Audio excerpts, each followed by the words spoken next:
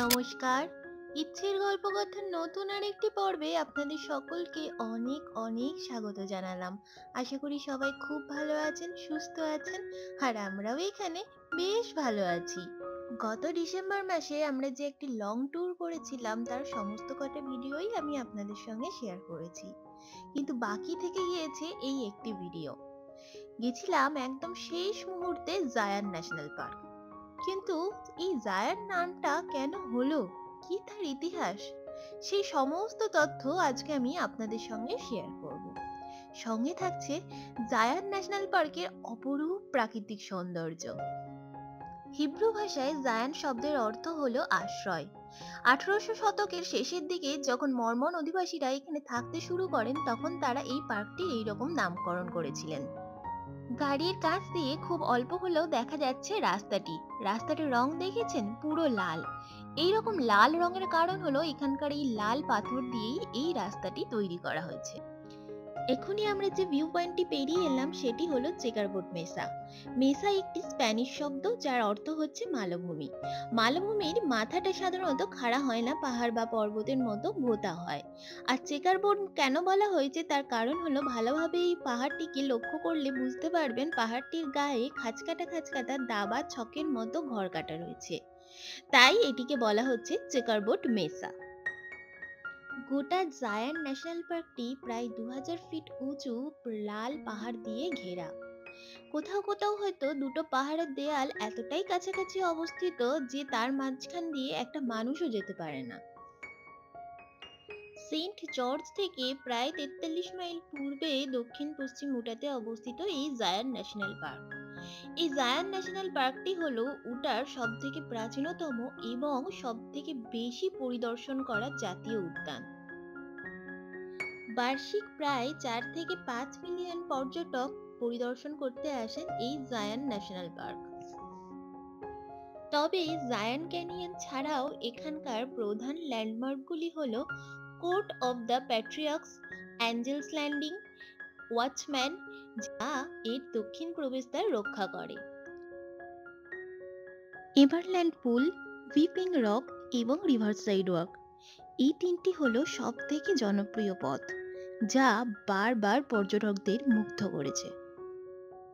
এখানে কিছু এত মনোমুগ্ধকর হাইকিং আছে যেগুলো করলে কোন রাতে আপনি পাহাড়ের উপরে উঠে যাবেন, তো কোন রাতে আপনি মাটির নিচে চলে যাবেন। এই সুন্দর পরিবেশ দিয়ে ঘেরা হলো জায়ান্ট ন্যাশনাল পার্ক। এই পার্কের মধ্যে একটি বাসও চলে, যা যাত্রীদের জন্য একদম বিনামূল্যে। এই যে লম্বা লাইনটা দেখছেন, এটা ওই বাসে ওঠার জন্যই সবাই লাইন দিয়েছে। এক এক করে বাসে মোটামুটি ধরুন ওই 20-25 জন করে যাত্রী তোলা হচ্ছে, আর তারপর তাদেরকে নিয়ে যাওয়া হচ্ছে নিকটবর্তী দর্শনীয় স্থানগুলিতে। প্রত্যেকটা স্থানেই প্রায় হাইকিং করে উপরে উঠতে হবে, তবে দেখা যাবে। আমাদের প্রথমেই প্ল্যান ছিল যে আমরা অ্যাঞ্জেলস ল্যান্ডিং দেখতে যাব, কারণ এর আগে আমরা ইনস্টাগ্রাম এবং ফেসবুকে কিছু ছবিতে দেখেছিলাম ওই জায়গাটি নাকি এখানকার সব থেকে সুন্দর জায়গা। তো আমরা ঠিক করেছিলাম ফার্স্টেই আমরা অ্যাঞ্জেলস ল্যান্ডিংই দেখব। কিন্তু ওখানে গিয়ে আমরা জানতে পারি যে ওটা অনেক উঁচুতে, আর ওই অত উঁচুতে কিছুটা রাস্তা যাবার পর পুরো রাস্তাটাই চেন ধরে ধরে পাহাড়ের উপরে উঠতে হবে। তো যাদের হাইটে প্রবলেম হয় তাদের জন্য ওখানে ওঠাটা সত্যি খুব বিপজ্জনক। তো এখানে একজন সবসময় দাঁড়িয়েছিলেন যিনি প্রত্যেকটি পর্যটককে বলে দিচ্ছিলেন যে অ্যাঞ্জেলস ল্যান্ডিং দেখতে গেলে এরকম হার্ড হাইকিং করতে হবে।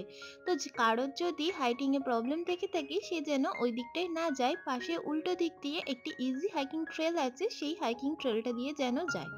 তো আমার যেহেতু হাইটে প্রবলেম ছিল, তাই আমরা ডিসাইড করেছিলাম আমরা এই ইজি ট্রেলটা দিয়ে হাইকিং করব। কিছুক্ষণ যাবার পর এই যে দৃশ্যটা দেখছেন, এটাই আমরা ওই উপরটা থেকে নিচের দিকে দেখতে পেয়েছিলাম। সত্যি বলতে আমরা যেদিন ওখানে গিয়েছিলাম সেদিন একদম ঝাঁ চকচকে রোদ ছিল, আর একদম মেঘমুক্ত নীল আকাশ ছিল। সেই নীল আকাশের বুকে এরকম উঁচু উঁচু লাল রঙের পাহাড়, আর তার মাঝখান দিয়ে কুলুকুলু শব্দের নদী বয়ে যাচ্ছে। এত অপরূপ আর মনোরম দৃশ্যটা লাগছিল, মনে হচ্ছিল ওখানে বসে ঘন্টার পর ঘন্টা কাটিয়ে দিই। কিন্তু ওই সময় তো আর কারোর জন্য থেমে থাকে না, আমাদের যেতে হতো নেক্সট গন্তব্যস্থলে। আর এখন আমরা যেখানে রয়েছি এটাই হলো ওই রিভার সাইড ওয়াকিং। এখানে আমরা ৫-১০ মিনিট মতো কাটিয়ে ফিরে যাব আমাদের যেখানে গাড়ি রাখা আছে ওখানে। কারণ আজকের রাতেই ছিল আমাদের ফ্লাইট, তাই আমাদের সময় মতো এয়ারপোর্টে পৌঁছানোটাও দরকার। এটাই ছিল ওই রিভার সাইড ওয়াকিং এর চারিদিকটা। আর এই যে এই নদীটা, এটাই বয়ে যাচ্ছিল ওখান দিয়ে। এর পাশ দিয়েই সবাই হেঁটে হেঁটে যাচ্ছিল এই নদীটার উৎসস্থল দেখতে। আজকের পর্বটি তাহলে এখানেই শেষ করছি। এই পর্বটি আপনাদের কেমন লাগলো তা কমেন্টে লিখে আমাকে অবশ্যই জানাবেন। আপনাদের এই লেখাগুলি আমাদের চলার পথে অনেক উৎসাহ যোগায়। তাহলে আজকে এ পর্যন্তই। ভালো থাকবেন। নমস্কার।